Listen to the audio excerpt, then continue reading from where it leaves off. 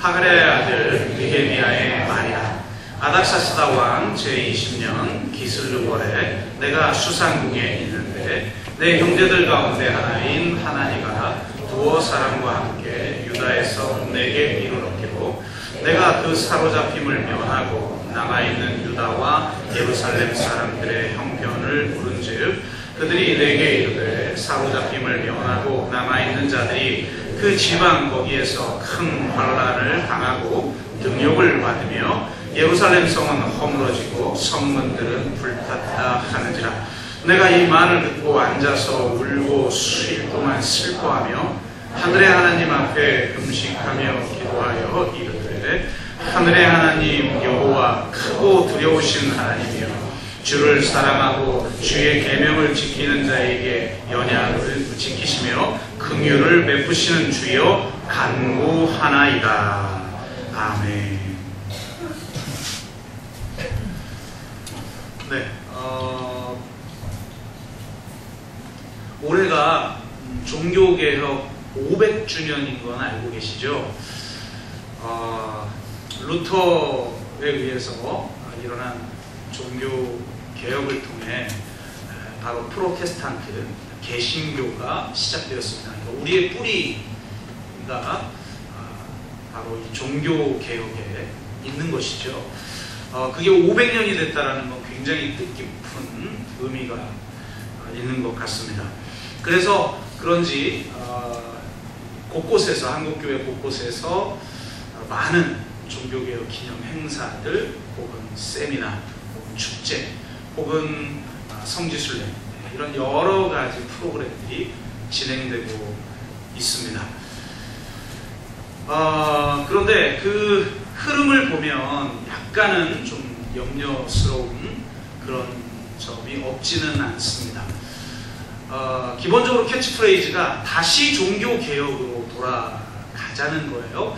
그리고 그 종교개혁은 결국 기독교개혁이고 기독교개혁은 교회개혁이고 교회개혁은 곧 교리의 개혁이었다라고 하는 겁니다. 그렇죠. 그 당시에 교리개혁을 통해서 오직 믿음, 오직 은혜를 통해서 중세 시대를 끝장내고 개신교가 이제 시작되었다는 것을 우리는 알 수가 있습니다. 그런데 우리가 착각하면 안 되는 것은 그 시대는 지금처럼 종교다원 시대가 아니라는 거예요. 다양한 종교가 서로 평화를 위해서 공론장에서 지켜야 될 규칙들을 지켜가며 사회를 유지하는 그런 사회가 아니었죠. 종교개혁 당시의 중세시대는 소위 말하는 크리스텐도, 그러니까 기독교 세계였어요. 기독교 국가였다라는 거죠. 그래서 종교개혁은 곧 기독교 국가라고 하는 크리스텐돔 안에 전 세계의, 전 문화의, 전 사회의 변혁이었다라는 거죠.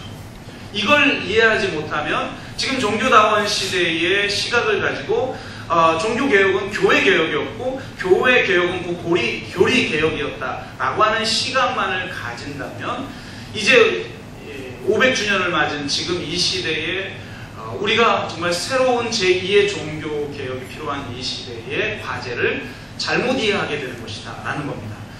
그 시대는 그 중세시대를 끝장내고 전 세계를 근본적으로 변화시키는 핵심 무기가 바로 성경이었어요. 성경으로 돌아가서 성경을 보니까 오직 믿음, 오직 은혜였다. 그래서 이걸 통해서 아예 유럽의 역사가 바뀌어버리죠. 그렇다면 다시 종교개혁으로 돌아가서 그 시대의 과제를 해결하기 위해 종교개혁자가 붙들었던 그것을 붙들어가지고는 500년 후인 지금 이 시대에 필요한 시대의 요구를 해결할 수가 없다는 거예요. 교회 하나만 놓고 보더라도 지금 교회가 무너진 이유가 오직 은혜, 오직 믿음을 붙들지 않아서 지금 교회가 문제인가? 교회의 문제를 일으키고 있는 사람들에게 한번 직접 물어보십시오. 오직 은혜, 오직 믿음, 그 고백 다 합니다. 그렇다면 지금 이 시대에 제2의 종교개혁이 필요한 때에 다시 500년 전으로 돌아가서 그 시대의 과제를 해결하기 위해 종교개혁자가 붙들었던 것들을 다시 기계적으로 붙들어서 지금 제2의 종교개혁이 일어난 게 아니라는 거예요. 그들이 어떤 문제의식을 가지고 하나님의 말씀으로 돌아갔는가. 그 문제의식을 우리가 가지고 지금 이 시대에 그러면 어떤 종교개혁이 필요한가라는 문제의식을 가지고 그러면 다시 성경으로 돌아가서 지금 이 시대의 과제를 해결하기 위한 성경의 핵심 진리가 뭐냐? 이걸 다시 회복하지 않는 한 제2의 종교개혁은 일어날 수가 없고 결국은 다시 500년 전으로 돌아가자는 캐치플레이즈로는 지금의 문제도 해결할 수 없고 결국 쇠락해가는 한국교회의 이 기울기와 이 속도를 우리는 반등시킬 수가 없다는 겁니다. 그러므로 우리는 도대체 종교개혁자들이 어떤 문제의식을 가지고 지금 우리 시대에는 그들의 문제의식을 가지고 우리는 어떤 개혁이 일어나야 하는가, 내 개인의 삶에서, 우리 가정에서, 우리 직장에서, 그리고 교회가, 그리고 이 사회가 어떤 변화가 일어나야 하는가에 대한 이야기들을 느헤미야서를 통해서 함께 나누도록 하겠습니다. 그래서 특별히 종교개혁 500주년이기 때문에 종교개혁에 대한 이야기를 중간중간 드리면서 종교개혁이라고 하는 관점에서 느헤미야를 새롭게 읽고 그 느헤미야의 말씀을 통해서 정말 내 개인의 삶과 우리 교회와 또 이 사회의 삶이 근본적으로 변화되는 비전을 함께 꿈꾸는 그런 저와 여러분 되시기를 주의 이름으로 축복합니다. 그 첫 시간으로 우리는 일단은 서론격으로 느헤미야는 어떤 특징을 가진 사람인가에 대한 이야기를 같이 좀 나누도록 하겠습니다. 느헤미야는 어떤 사람인가? 첫 번째, 거룩한 열정을 가진 사람이다 라는 겁니다. 그리고 이 거룩한 열정을 가진 사람의 두 가지 특징이 있는데 하나는 분노이고 하나는 슬픔입니다. 느헤미야가 보통 사람이 아니었던 것 같아요. 느헤미야 13장을 보니까 이스라엘 백성들이 이방인들과 결혼한 것을 발견하고 그 사람들을 향하여 책망할 뿐만 아니라 아예 저주를 해버립니다. 저주하는데 끝나는 것이 아니라 그들을 붙잡고 때리고, 요건 좀 읽으면서 상당히 저 같은 부류는 찝찝한 건데요, 머리털을 뽑아버립니다. 저는 뽑힐 머리가 별로 없는 사람이라서 감사하긴 한데 느헤미야를 안 만나기를 감사한데 머리털을 뽑아버렸어요. 머리털. 이 다혈질들 아주 만만치 않죠. 근데 이게 그냥 성격상 다혈질을 지금 말하는 게 아니죠. 진짜 하나님의 백성답게 만들기 위해서 바벨론에서 잘 나가던 그 자리를 박차고 지금 모험으로 지금 유다 땅에 와서 이스라엘을 변화시키고 성벽을 재건하고 있는데 이 이방인들과 결혼한 사람들을 보면서 하나님의 분노를 푸는 거죠. 민수기 25장에 보면 이스라엘의 죄악으로 인해 심판이 내릴 때 비느하스가 그 죄를 범한 자들을 죽입니다. 그 모습을 보고 하나님이 이렇게 얘기하죠. 비느하스가 내 질투심으로 질투하여 내 분노를 돌이켜서 내 질투심으로 그들을 소멸하지 않게 하였도다. 그러므로 말하라. 내가 그에게 내 평화의 언약을 주리니 그와 그의 후손에게 영원한 제사장 직분의 언약이라. 그가 그의 하나님을 위하여 질투하여 이스라엘 자손을 속죄하였습니다. 이렇게 말해요. 그러니까 이 비느하스의 의로운 분노가 바로 하나님의 질투심에서 나온 거라는 거죠. 그러니까 기독교 영성은 어떤 특정한 형태로 고착되지 않아요. 때로는 우리가 온유하고 부드러워야 하고 절제해야 하고 이런 모습으로 드러나기도 하고, 때로는 너무나 기뻐서 다윗처럼 주변 눈치 보지 아니하고 하나님 앞에 기뻐 뛰며 찬양하는 그런 영성이 나타나기도 하고, 또는 분노하거나 슬퍼하기도 하는 거죠. 기독교 영성은 특정한 형태가 아니에요. 유교적으로 경건해 보이는 어떤 형태가 경건이 아닌 거예요. 기독교의 영성은 하나님의 마음을 품는 거예요. 하나님이 울 때 함께 울고, 하나님이 분노할 때 함께 분노하고, 하나님이 기뻐할 때 함께 기뻐하는 것입니다. 기독교가 잃어버린 것 중에 하나가 바로 이 분노의 영성입니다. 예언자들은 분노했죠. 예레미야가 했던 행동들을 예수님이 그대로 하면서 성전을 청결케 하였습니다. 아니, 성전 체제 자체를 무너뜨리는 예언적 행동을 하시기 위해 채찍을 드셨어요. 그러니까 바로 이 종교개혁은 이러한 하나님의 나라와 그의 의를 구하고자 하는 거룩한 열정에서 나온 의로운 분노,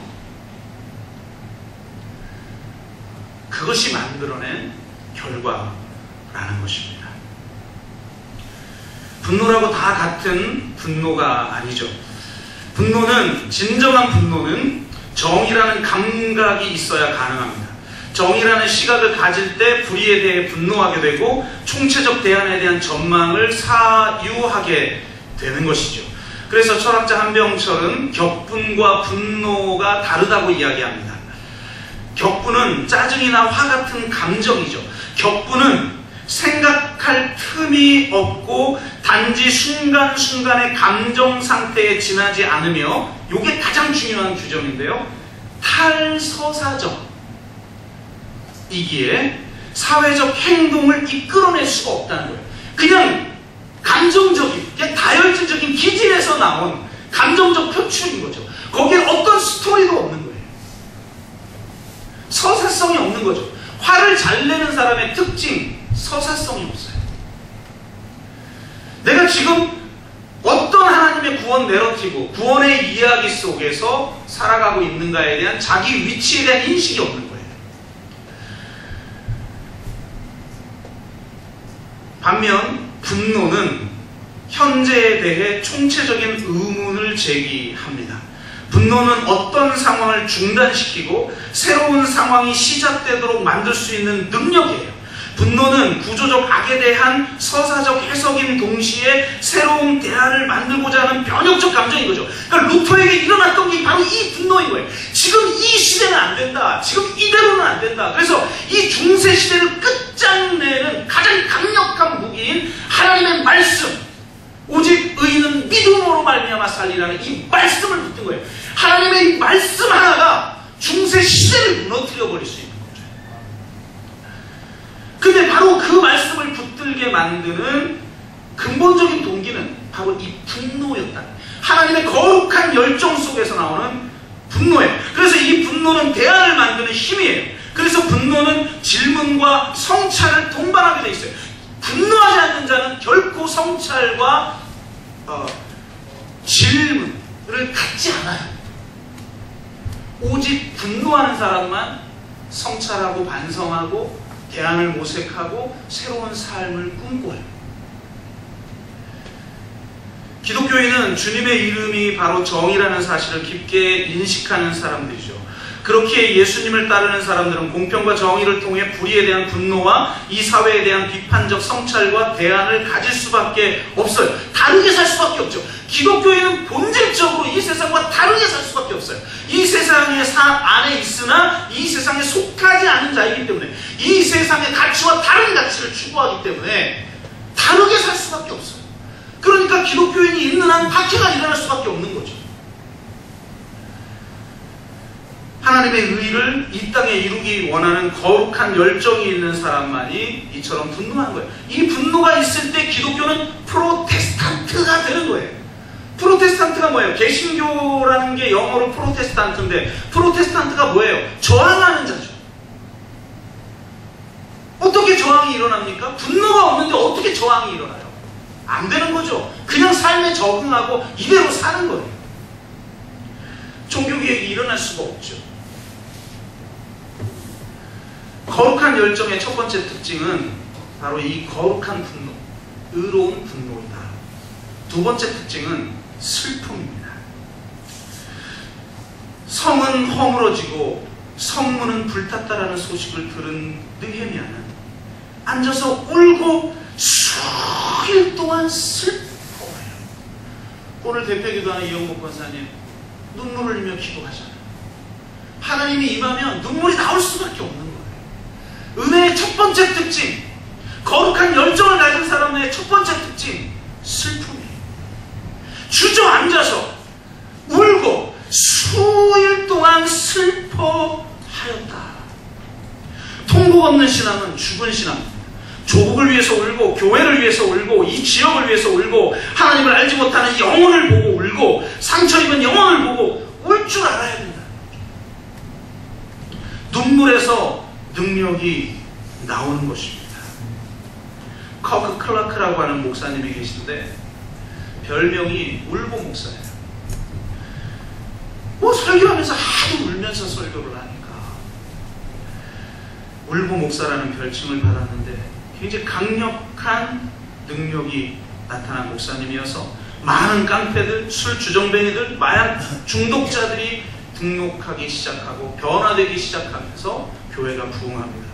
그래서 대형 교회가 되니까 그 교회 장로님들이 목사님에게 요청한 거예요. 목사님, 좀 이제 대형 교회 목사답게 좀 세련되고 좀 점잖고 좀 이렇게 온화한 설교를 좀 할 수 없습니까? 이렇게 요청한 거예요. 그러니까 그도 그렇다라는 생각이 들어서 이분이 자기의 설교 스타일을 바꾸기 시작한 거예요. 그래서 좀 더 지적이고 좀 더 점잖고 좀 더 온화하고 좀 더 세련된 설교를 하기 시작하자 첫 번째 사라지는 게 바로 눈물이에요. 눈물이 사라지자 하나님의 능력이 나타나지가 않아요. 그래서 이분이 다시 하나님 앞에 기도하기 시작하는 거예요. 하나님, 눈물을 회복시켜 주시옵소서. 눈물이 회복돼야 하나님의 능력이 임하는 줄로 믿습니다. 거룩한 열정을 가진 사람들의 특징은 눈물입니다. 우리 교회가 하나님의 의로운 분노와 하나님의 아픔에서 나오는 눈물이 회복되는 교회가 되기를 원합니다. 주저앉아 이 땅의 아픔을 느끼며 울며 중보 기도하며 그들의 상처를 싸매고 눈물을 흘리는 교회가 되어야 하는 줄로 믿습니다. 이것이 바로 느헤미야의 첫 번째 특징이에요. 두 번째는 느헤미야는 소명이 있는 사람이었습니다. 사실 느헤미야는 성공한 사람이죠. 바벨론 포로로 잡혀갔던 사람인데 대제국 바벨론의 술 맡은 관원장이에요. 이것은 바벨론 시절, 바벨론 포로 시절 총리를 했던 어떻게 보면 다니엘 다음 정도로 성공한 사람인 거죠. 그는 이 세상에서 성공해서 그 성공에 안주하고 그 성공을 누릴 수도 있었어요. 그런데 자기에게 예루살렘의 형편이 들려왔고 그 형편을 듣는 순간 주저앉아 통곡할 수밖에 없고 수일 동안 슬퍼할 수밖에 없는 그 마음에 사로잡히게 됐고 결국은 정말 누릴 수도 있고 안정을 누릴 수도 있는데 안주할 수도 있는데 그 자리를 박차고 유대 땅으로 예루살렘으로 와서 성벽을 재건하고 이스라엘 백성의 공동체를 회복시키는 데다. 하나님의 부르심을 경험한 거죠.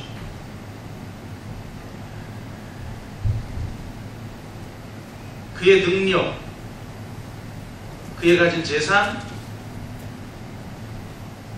그의 자리가 그 사람을 만드는 것이 아닙니다. 그 사람을 만드는 것은 그를 향한 하나님의 부르심. 하나님의 부르심이 우리의 인생을 만드는 겁니다. 나는 과연 하나님의 부르심을 가지고 살아가고 있는가? 아니면 그저 환경에 이끌려 나의 개인의 필요에 의해서 살아가고 있는가? 돌아보아야 하는 것이죠. 하나님의 사람은 오직 하나님의 부르심, 그 소명에 의해서 움직이는 거예요.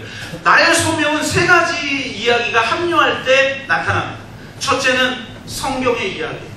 성경을 통해 나타난 하나님의 구원 이야기가 무엇인가? 하나님의 구원 내러티브. 이걸 이해해야 하는 거죠. 두 번째는 이 시대, 지금 이 시대 가운데 일하시고 계신 하나님의 구원 내러티브를 이해해야 해요. 하나님은 지금 이 세상을 새롭게 하시기 위해서 무엇을 하고 계신가? 이거에 대한 이해 없으면 우리의 소명을 이해할 수가 없어요. 그러니까 세상을 반드시 알아야 되는 거죠. 그리고 세 번째는 자기의 이야기를 이해해야 돼요. 우리의 살아온 삶의 역사가 우리 자신을 만듭니다. 그래서 자기 인생 전체를 돌아보며 하나님이 지금 내가 이 자리에 있기까지 어떻게 역사하셨고 어디로 나를 이끌고 계신가에 대한 이해가 필요해요. 그래서 자기를 제대로 이해한 사람, 자기의 삶을 이해한 사람만 자기를 향한 하나님의 소명을 이해할 수 있어요. 그래서 성경의 이야기와 이 시대의 이야기와 나의 이야기가, 이 세 이야기가 만나는 지점에 나의 소명은 존재하는 거예요. 나의 이야기를 이해하는 데는 소명이 중요하고, 나의 소명을 이해하기 위해서 중요한 5가지가 있는데요. 이것을 5P라고 합니다. 5개의 P자로 시작하는 단어인데요. 먼저 첫 번째는 한번 PPT를 보여주세요. 패션이에요. 패션. 열정입니다.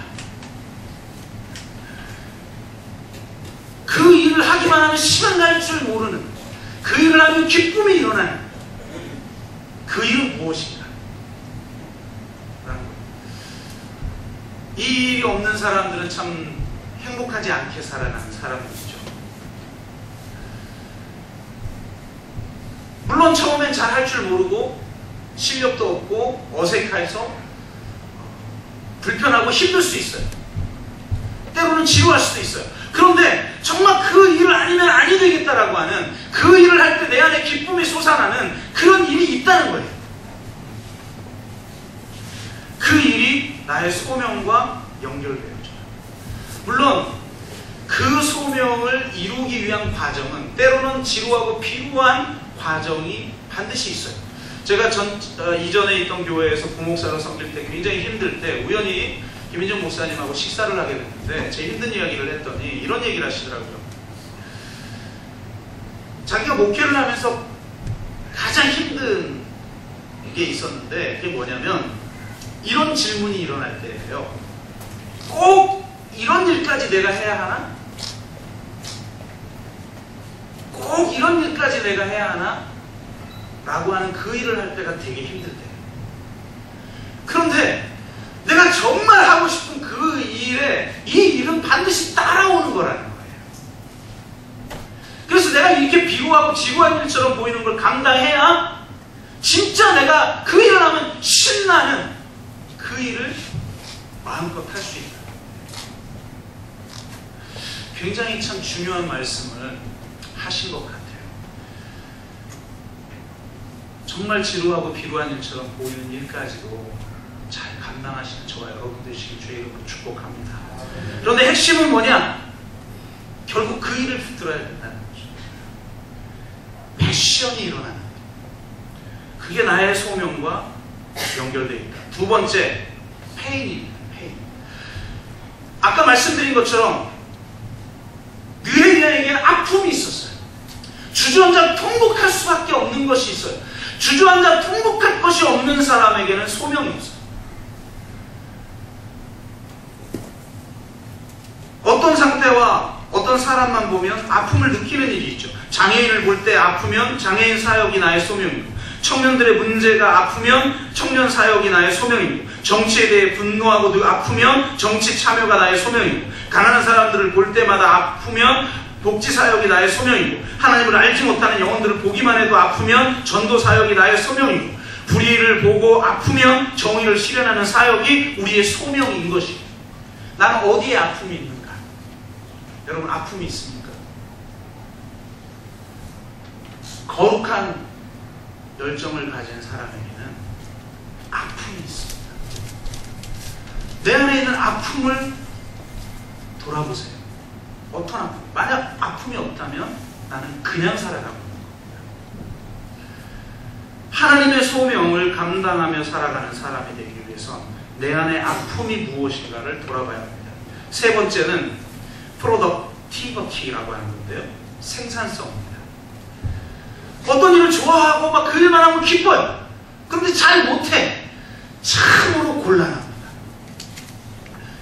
이전에 제가 군목을 할 때 첫 번째 교회에 있었는데요, 그 첫 번째 교회가 황병산 사이트, 그러니까 대관령 고개에 있는 횡계에 있는 사이트 부대 교회에서 제가 군목으로 섬겼어요. 근데 그 교회 성도님 중에 한 분은 진짜 섬김의 은사가 있는 분이었어요. 이렇게 섬기는 걸 좋아하는지 못 말해요. 근데 이게 음식을 준비하잖아요. 열심히 만들어요. 너무너무 좋아요. 근데 그분이 만든 음식은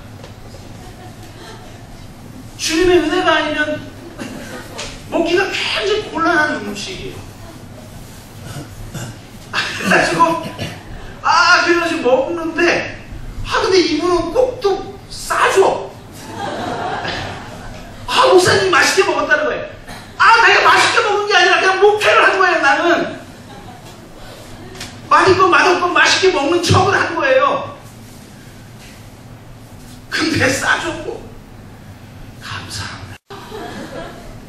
그러나 참 곤란한 거죠. 생산성이 있어요. 잘하는 게 있어요. 반드시 우리 모두는. 하나님은 우리에게 재능을 주셨고 또 예수를 믿는 순간 우리에게 은사를 주십니다. 남과 비교하여서 저 은사가 내 은사였으면 좋겠다는 생각할 필요가 없는 거예요. 하나님이 나에게 주신 게 있어요. 그게 나다움을 만들어내는 거예요.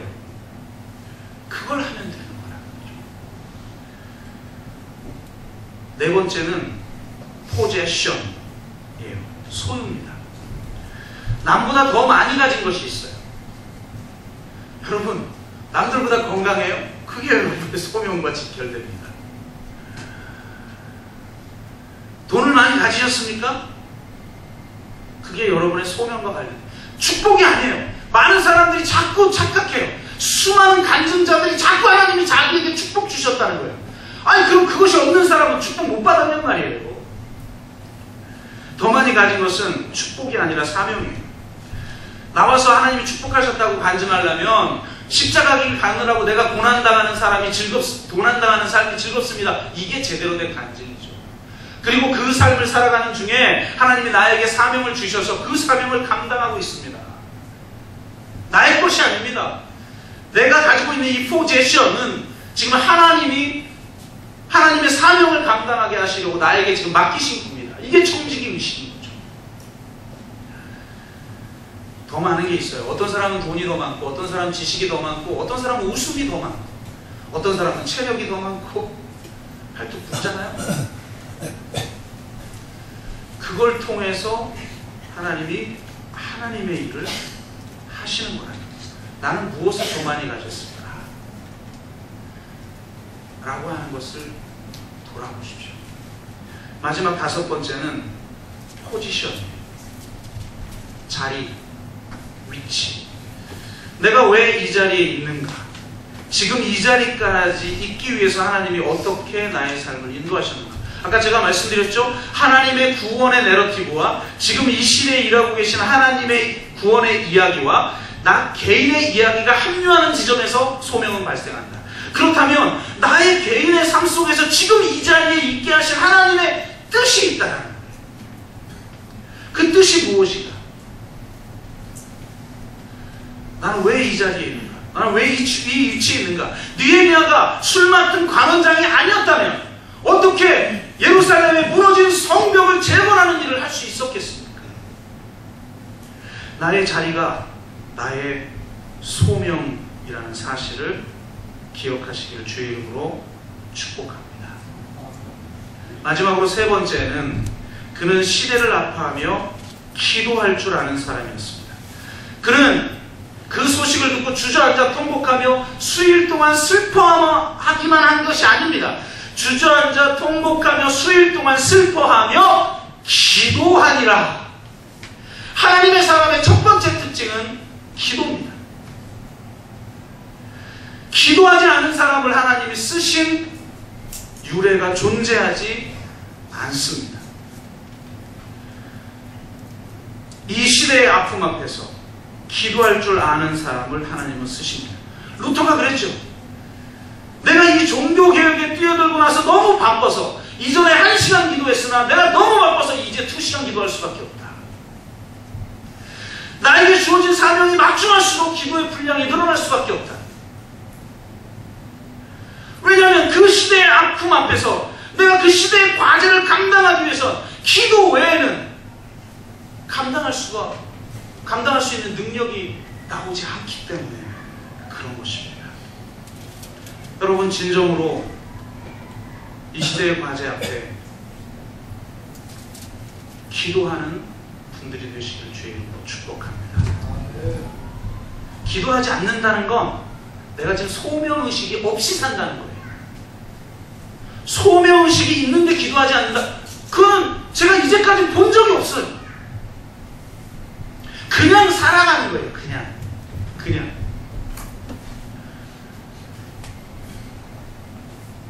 그는 기도하되, 이제 어떤 기도를 했는가는 다음 주에 살펴보기로 하고요. 한 가지만 우리가 오늘 첫 구절을 통해서 보자면,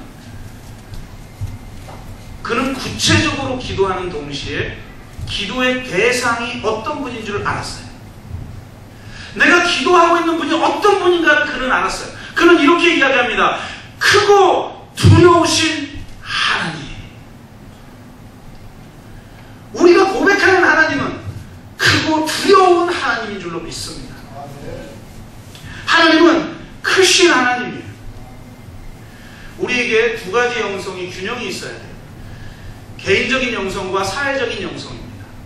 사회적인 영성을 가진 분들을 보면 개인적인 영성을 너무 우습게 여기는 경향이 있어요. 아주 잘못된 겁니다.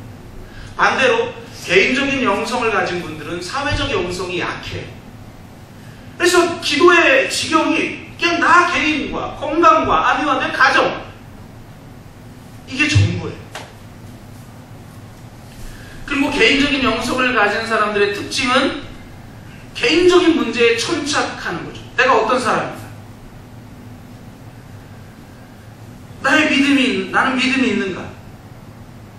그래서 이 개인적 영성이 자칫 경건을 빙자한 자기 애로 흐를 수가 있어요. 하나님 앞에 내가 어떤 자인지가 너무나 중요한 거예요. 자기가 중요한 거예요. 하나님의 나라와 의를 위해 지금 내가 어떻게 쓰여지고 있고, 나를 통해 그 일, 하나님이 이루시기를 원하시는 그 일이 뭘까가 아니라 그 일에 동참하고 있는 내가 어떤 사람인가? 나는 무엇을 누리고 있는가? 나는 합당한가? 거기에 지나치게 천착하면서 경건을 가장한 자기 애에 사로잡힐 때가 있다는 거예요.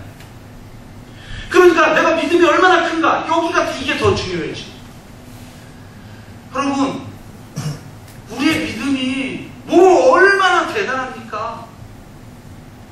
예수님이 오죽하면 너희에게 겨자씨만한 믿음만 있어도 된다 라고 말씀을 해. 너희들이 대단한 믿음이 있는 것 같이 그냥 겨자씨만한 믿음 하나 있는 거야 라고 말씀하시는 거예요. 우리의 믿음이 얼마나 큰가? 내가 큰 믿음을 가졌는가? 내가 중요한 거예요. 그런데 중요한 것은 하나님에 대한 얼마나 큰 믿음을 가졌느냐가 중요한 게 아니라 내가 믿는 하나님이 얼마나 큰가를 아는 게 중요한 거예요. 하나님은 크고 두려우신 분이라는 거예요. 하나님은 이 세상을 창조하시고 이 우주를 운행하시고 이 역사를 통치하시는 분이시라는 거죠.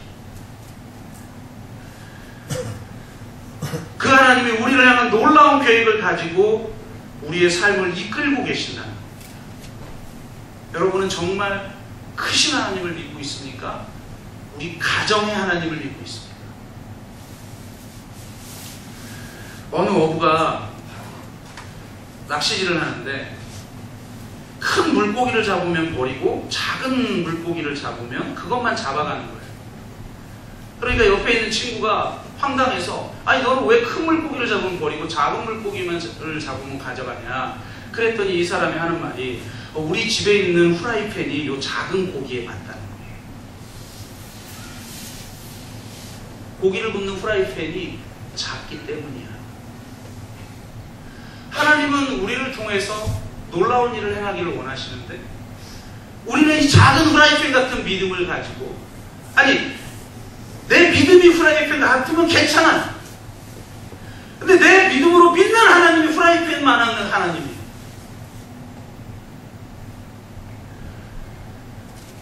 윌리엄 캐리는 이렇게 말했죠.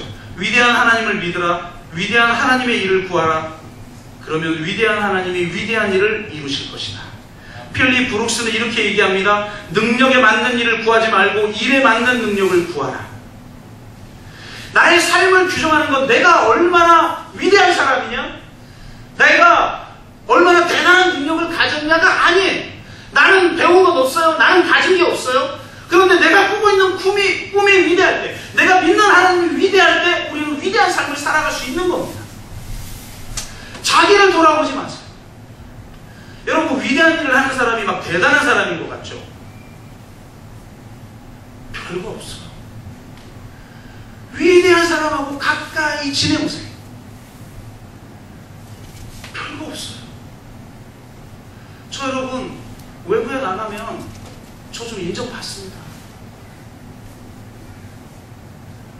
2주 후에도 제가 어디 가서 지금 설교하러 가는데요.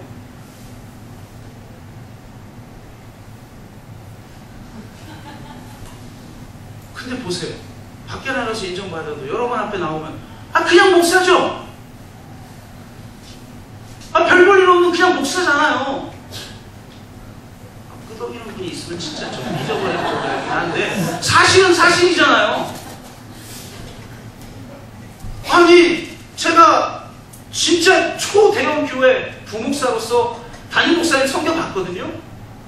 최전선에서 멀리서 보면 위대하죠.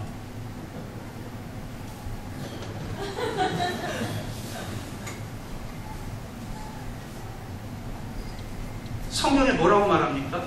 우리가 엘리야와 똑같은 성정을 가진 사람이다. 엘리야가 우리와 다른 성정을 가졌고 뭐 위대한 사람이고 그릇이 다르고 그런 것 같잖아요. 그게 아니라는 거예요. 엘리야랑 우리가 똑같은 성정이에요. 가까이 지내보고 가까이 살아보면 다 엎어치나 맺지나 도나 도나 개나 똑같은 거 아니겠어요? 중요한 건 그 사람의 부르심이 뭐냐, 그 사람이 꾸고 있는 꿈이 뭐냐. 여러분, 대단한 사람과 대단하지 못한, 성공한 사람과 그렇지 않은 사람의 차이점 별거 없어요. 다 약점 많은 사람이고 약간의 차이만 있는 거예요. 근데 무서운 건 그 약간의 차이가 뭐가 만드느냐 말이에요. 뭐가?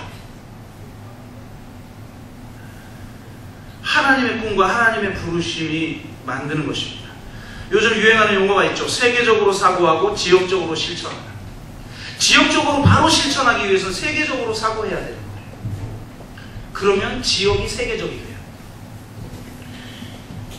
위대한 시대의 문제를 사고하고 작은 대안을 실천하라. 저희가 2박 3일 동안 우리 청년들 수련회를 했어요. 밖에서는 난리 났습니다. 제가 페이스북에 저희 포스터 올리고 했더니 야, 어떻게 개교회에서 이 정도의 인물들을 데리고 이 정도의 퀄리티를 가지고 이 정도의 기획을 가지고 무슨 이런 수련회를 다 하냐. 밖에서는 늘 보기 좋은데 정작 그 수련회를 하는 사람들은 그러려니 하고 그 정도의 수련회를 하는 것을 지켜보는 주변 분들도 그러려니 하고. 근데 왜 그런 수련회를 하는가? 저는 사실 굉장히 어제 프로그램에서 막 주님 앞에 간절한 마음을 가졌어요. 제가 예전에 그 성수동을 다녀오고 나서 심센터를 보고 나서 야, 우리 청년들이 여기를 반드시 와야 된다, 이 생각을 가지고 있었고, 우리 교인들도 한 번쯤은 또 뭐 방문해도 좋겠다, 이 정도 생각을 가지고 있는데 이번에 이런 기회가 생긴 거예요. 연합수련회를. 그래서 이걸 반드시 넣어야겠다. 그래서 제가 그 대표에게, 도현명 대표에게 전화를 해서 해달라고 그러는데 사실 지금 해줄 수 있는 상황이 아니래요. 처음에 어느 워크숍 진행 중에 있는 상황이어서, 참가 중에 있는 상황이어서 어려운데, 교회에서 수련, 청년들이 수련회로 가겠다고 하니까 이분들이 배려를 해준 거예요. 그래서 거기서 강의를 해주고 또 성수동 일대를 보고 왔는데요. 아, 어떨까 했는데 다행히 어제 다녀온 우리 가족부터 이렇게 물어보니까 너무너무 좋았다고 이야기를 해서 굉장히 좋죠. 여러분 생각해보세요. 성수동을 보는 게 뭐가 중요합니까? 나는 화성에 사는데 지금 내 삶하고 성수동의 삶하고 성수동에 일어나고 있는 다양한 대안과 아무 상관이 없는 것 같은데 왜 우리는 그런 걸 기획하고 그걸 보죠? 놀라운 건 내가 하나님이 일하시는 위대한 일을 볼 때 그 꿈과 그 비전과 그 가치를 가지고 내 삶을 볼 때 내 삶에 균열이 일어나요. 틈이 생겨요. 질문이 생겨요. 그럼 나는 어떻게 살 것인가? 우리가 할 수 있는 일이 대단한 게 아니에요. 그냥 내가 할 수 있는 삶의 영역과 우리 공동체가 할 수 있는 건 약간 다른 일을 해요. 그런데 그 약간 다른 일을 5년 하고 10년 하면 그 사람은 다른 삶을 살고 있는 거예요. 우리가 하나님의 위대한 꿈을 품으면서 내가 할 수 있는 일이 뭐가 있을까? 나는 그냥 평범한 아줌마고 평범한 아저씨고 나는 화성에 살고 있는 사람인데 뭘 할 수 있을까? 는 하나님의 부르심과 하나님의 꿈이 없기 때문인 거죠. 하나님의 꿈과 부르심이 있는 사람은 내 삶의 일상에 하고 있는 일도 다르게 할 수밖에 없는 거예요. 왜? 하나님의 꿈이 있으니까. 왜? 하나님의 부르심이 있으니까.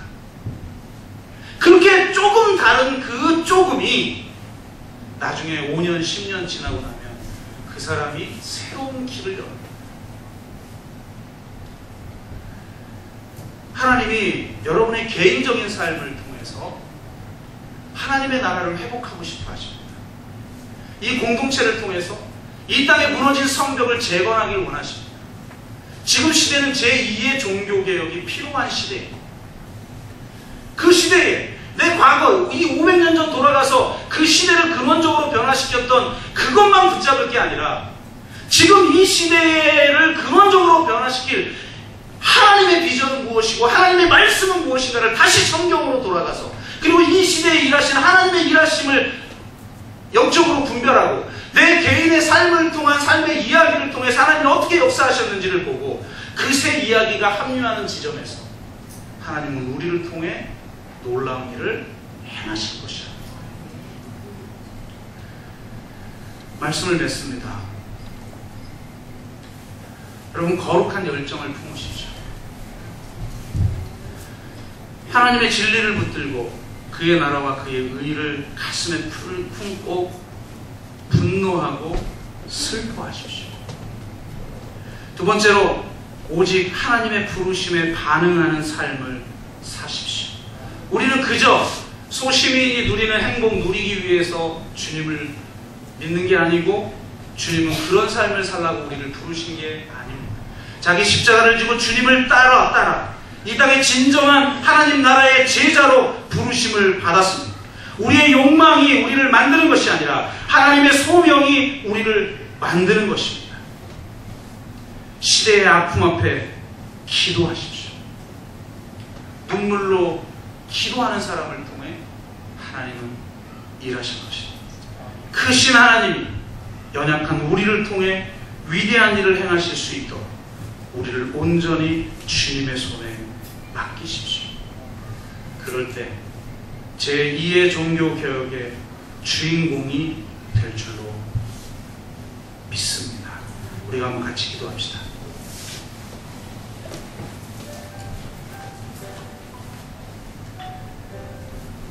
하나님, 첫사랑을 회복시켜 주시고 거룩한 열정을 회복시켜 주시고 하나님의 부르심을 붙들게 하시고 시대의 아픔을 가슴에 품고 주님 앞에 눈물로 기도하게 하여 주옵소서.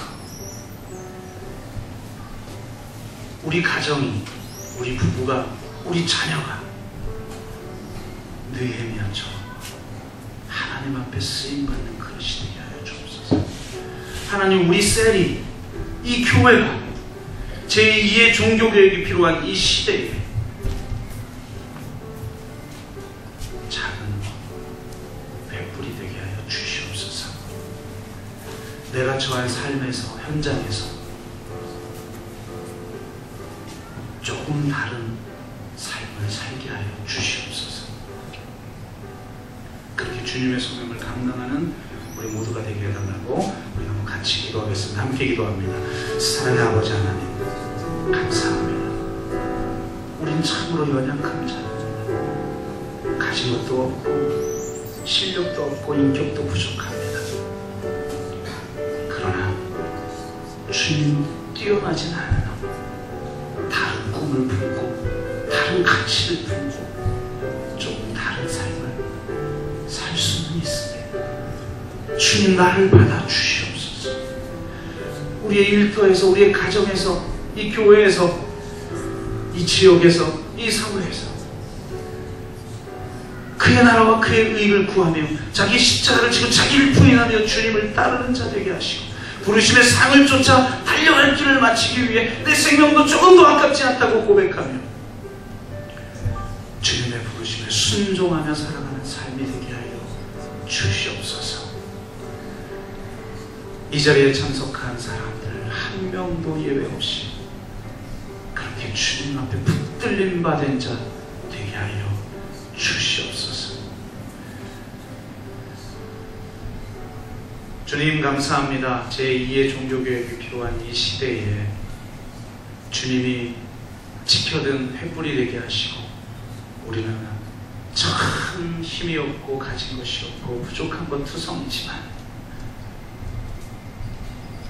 하나님의 손에 붙들림 바 된 자 되게 하셔서 하나님 앞에 존귀한 자 되어 주의 흔적을 우리 몸에 지닐 뿐만 아니라 주님의 역사의 흔적을 이 지역에, 이 시대에 남기는 삶과 교회, 공동체가 되게 하여 주옵소서. 감사드리며 예수 그리스도의 이름으로 기도드려옵나이다. 아멘.